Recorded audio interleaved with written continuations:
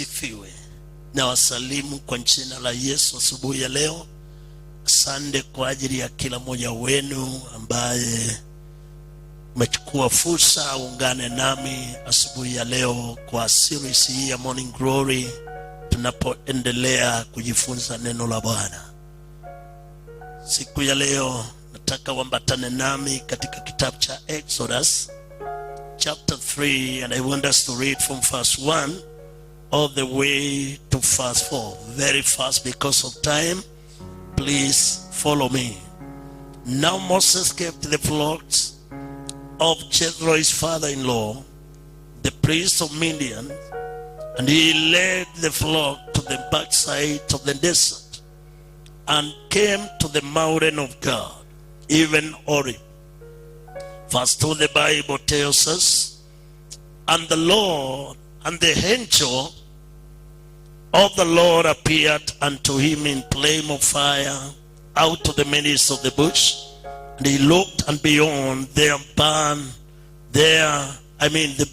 bush burnt with fire, and the bush was not consumed. Verse 3, and Moses said, I will now turn aside and see this great sight, why the bush is not burnt. Verse 4, please underline verse 4.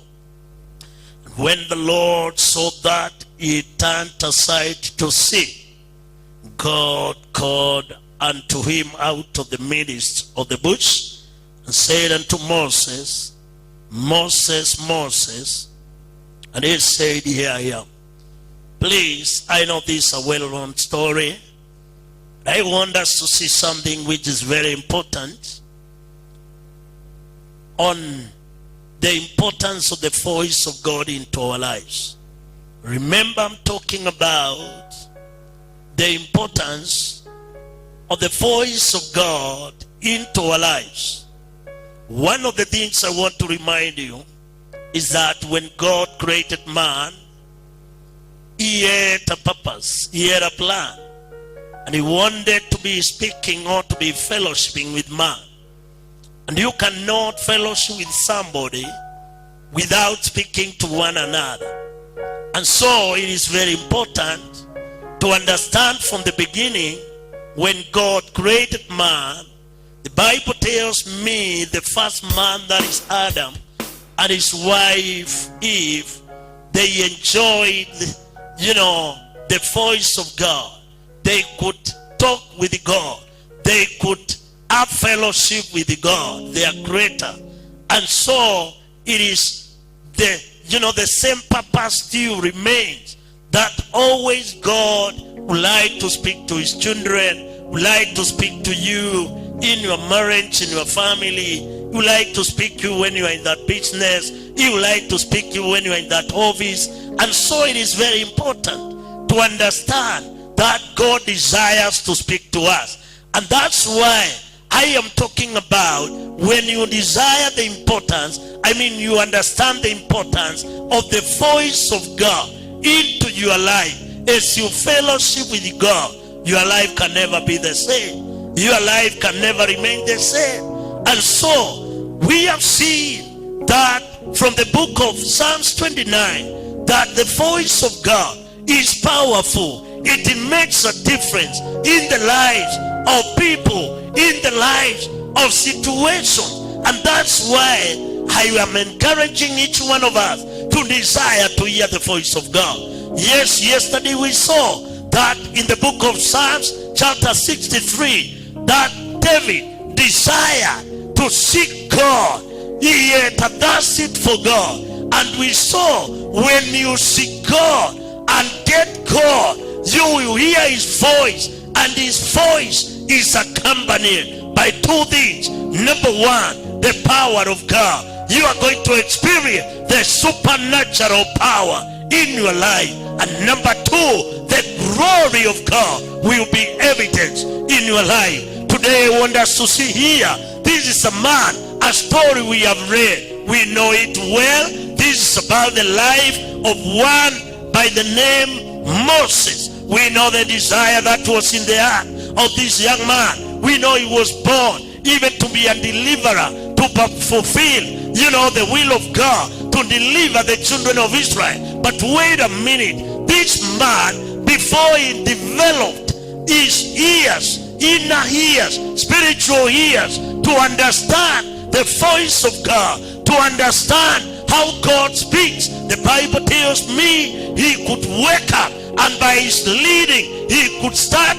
accomplishing these, and this brought a lot of trouble, a lot of challenge in his life. What am I trying to say? In this world, there are voices. We always hear voices from our neighbors, voices from our friends, voices even from the media. We hear voices from all over. But I want to say there is one voice that is going to make a difference, and that is the voice of Jehovah. When you understand the voice of Jehovah, you are going to be on a better side. You are going to be on a better place. What am I trying to say? Moses tried to follow the voices. He had different voices, and they never meant him to become. They never mounted him to become. But wait a minute, where we are reading, the Bible comes and tells us, verse number 1, this man by the name Moses, he is looking after the flocks of his father-in-law, the priest of Midianite. And the Bible tells me, and Moses led the flocks to the backside of the desert and came to the mountain of God. Please listen to me. For you to hear the voice of God, there is a place, there are places you must be. You must position yourself. You must allocate them. And that is to that place where you want to seek God. You want to have time with the God through his word. When you are reading the word, you want to hear his voice. When you are in the house of God, you want to hear his voice. When you go to fellowship, you want to hear his voice. When you are listening a word like this morning, you want to hear the voice of God. So for Moses to hear the voice of God, he had to go to the mountain of God. This morning I want to challenge each one of us. Can you identify that place where you can meet God, where you can hear God, where you can, you can be, and hear that voice of God? This man by the name Moses, he went to the mountain of God, and even Horeb. Please have no time to share much about that. But verse 4, the Bible says, after he has seen, that is verse 3, a bush that is burning, but it is not being consumed, and is wondering what is happening. The Bible tells me, and Moses turned aside to see where the bush was burning, and it was not consumed.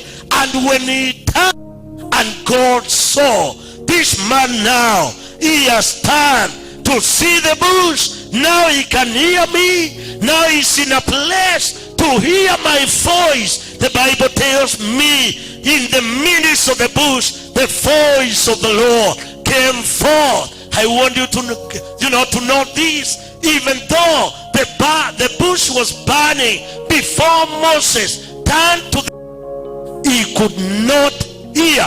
God could not speak. This is to say, there are places we can be, even though God wants to speak to us, until that time, that moment, we shall draw attention to him, he will not speak. That's why many people, they can wonder, do God speak? Why has God not spoken to me? Why has God not spoken to my life? I want to tell you something. You must position yourself, and you must be in that place where God will speak, will know you can hear his voice. Please, we shall continue from there tomorrow, from the same story, and see when you hear the voice of God, things must start working for good for you. God bless you. May you find that place where God can speak to your life. May you find yourself, position yourself in a place where God will speak unto you, and things will never remain the same. God bless you. Let me